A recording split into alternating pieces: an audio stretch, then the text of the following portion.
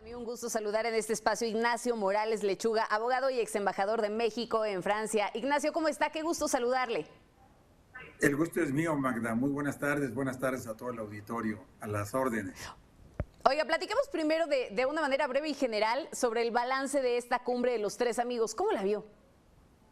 Bueno, yo creo que siempre es positivo que se reúnan tres países, sobre todo cuando forman parte de un bloque económico, para analizar las fortalezas y las debilidades y de manera especial lo que representa el avance de China a nivel mundial y las posibilidades de esta región de poder formar un bloque, un núcleo que cuente más en la globalización y por supuesto que nos beneficie a los tres en la producción, en las cadenas de producción y en los ingresos que se puedan obtener y sobre todo en el desarrollo económico de la región. Así que esto como tema central me parece excelente esta reunión y por supuesto positiva. Y además da lugar a una apertura y una posibilidad de dialogar sobre temas comunes bilaterales o trilaterales que pues tienen que salir a flote y resolverse.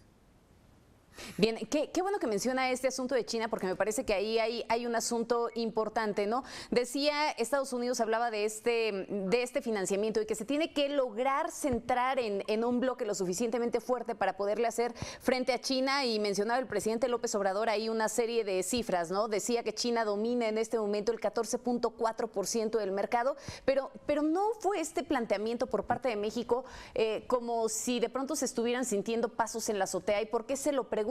Porque veíamos el año pasado que hubo un instante en el que China se convirtió en el principal socio comercial de Estados Unidos. ¿No tiene que ver también con esta parte en donde México se sintió un tanto desplazado? Yo creo que no solamente se sintió desplazado, sino además México tiene un doble lenguaje, coquetea con China, y esto también lo hizo el gobierno anterior de Enrique Peña Nieto, coquetea además con claros enemigos de Estados Unidos, como son Nicaragua, Venezuela y Cuba, y tomando un poco la filosofía del propio presidente López Obrador, diría yo que es difícil tener dos amores y él mismo ha dicho, el que está conmigo o está contra mí. Él no admite medias tintas. Si aplica esto al campo internacional, él también no debería tener medias tintas. Está en una relación de socio comercial con Estados Unidos, o bien está con Cuba, Nicaragua y Venezuela, a los que les presta eventualmente más atención que a Estados Unidos y Canadá. Canadá se ve todavía muy lejano en el horizonte de los temas diarios, cotidianos, que maneja el presidente. Por otra parte, él es poco afecto a entender la globalización y el entorno internacional para sacarle más jugo y más provecho. Pero no está muerta en ese sentido, y ahora que menciona la relación con Canadá, todo parece indicar que no está muerta la reforma eléctrica. Se hablaba o se anticipaba que muy probablemente este sería uno de los temas que se tocarían dentro de esta reunión trilateral. Salió Marcelo Ebrard, dijo que no, pero ahora que se menciona esta parte de Canadá, pues parece que la agenda que se centró en esta reunión con Justin Trudeau fue más en materia económica. Ahí lo que llama la atención es que se hablaba de cómo modernizar las plantas hidroeléctricas, pero también Canadá tiene una agenda ambiental ahí bastante importante. ¿Hacia dónde está viendo entonces Canadá o hacia dónde van los intereses de ese país? Bueno, yo creo que independientemente de poder, digamos, trabajar más con México y obtener recursos de México, el medio ambiente es uno de los puntos que le interesan mucho a Canadá y que lo ha estado manejando desde hace muchos años. Es uno de los territorios más extensos y más importantes del hemisferio americano, y su política medioambientalista está muy bien fincada, muy bien procesada, muy bien manejada. Entonces, sí debe tener interés además en el sentido del medio ambiente, de apoyar a México, y parte de esto es la modernización precisamente de las plantas hidroeléctricas para competir contra las plantas de basura, como son las de combustóleo, por ejemplo, o las otras de carbón. Yo creo que aquí hay dos temas que no ocuparon el tema central de la reunión trilateral, pero que sí son muy importantes. El primero fue la recepción que Biden le da al presidente López Obrador, firmando o promulgando una ley que le permite a Estados Unidos ingresar a México en el momento que quiera, cuando Con la DEA. sienta que cualquier agente es agredido. Esto es una clara sumisión a la soberanía de México que no se la habían hecho a ningún presidente, basado en el incidente o el homicidio de Jaime Zapata y de su compañero en el 2011 en San Luis Potosí, un agente del ICE y un agente de aduanas de Estados Unidos que son atacados por los Zetas. Pero en aquella época Estados Unidos además tomó conciencia de que las armas que se utilizaron para asesinar a su agente y herir al otro fueron de la operación Rápido y Furioso, armas que ellos mismos propiciaron la salida. Es decir, ellos propiciaron su victimización. Ahora parecieran retomar otro punto y decir, en homenaje a Zapata y al otro compañero, hemos hecho esta ley. Pero espérame, si no tienes la conciencia limpia, no tienes la cara limpia como para hacer esto, no, pero lo estoy haciendo porque es para México, para que tomen ¿Fue en este sentido? Pues, ¿Fue en este sentido una clara respuesta?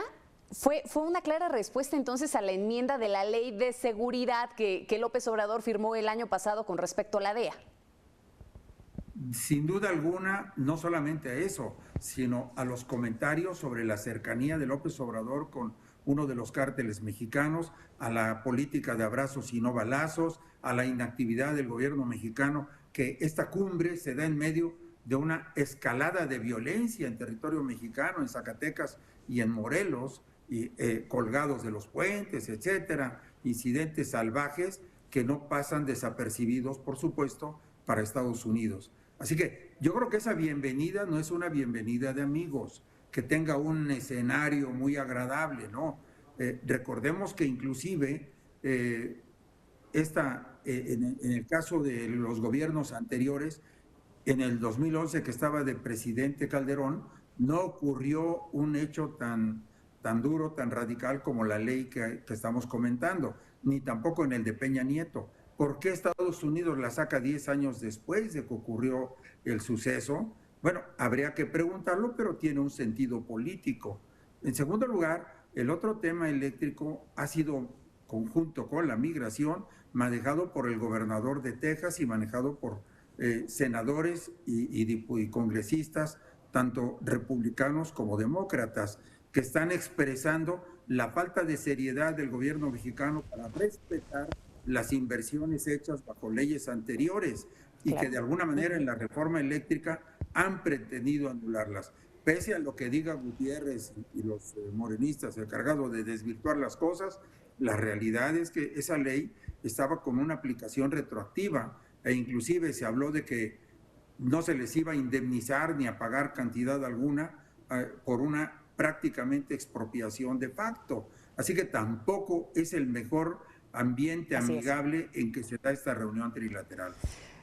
Bien, vaya que pone bastantes puntos sobre las IES y que vale la pena el poder continuar analizando. Desafortunadamente se nos acaba el tiempo, Ignacio, pero ojalá tengamos una próxima oportunidad para poder seguir analizando este fondo. Realmente el fondo de esta reunión trilateral que dice más también en algunas formas que todo parece indicar, se salen un poco de la fotografía, se salen un poco del cuadro, pero forman parte también de esto. Muchísimas gracias. Al contrario, muy buenas tardes, y hay que recordar que a veces lo no escrito, lo que está entre líneas y en el lenguaje corporal cuenta más que lo escrito. Así es, muchísimas gracias, Ignacio Morales Lechuga.